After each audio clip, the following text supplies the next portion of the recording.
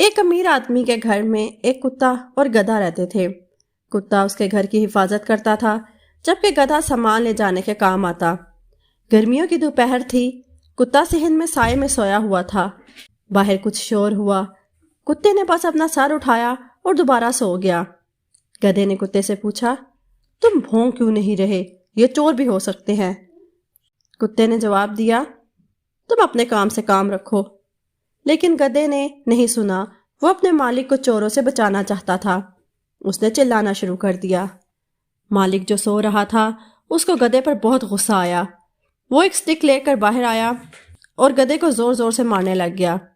इस कहानी का नतीजा ये है, अपने काम से काम रखना ही हमेशा बेहतर होता है।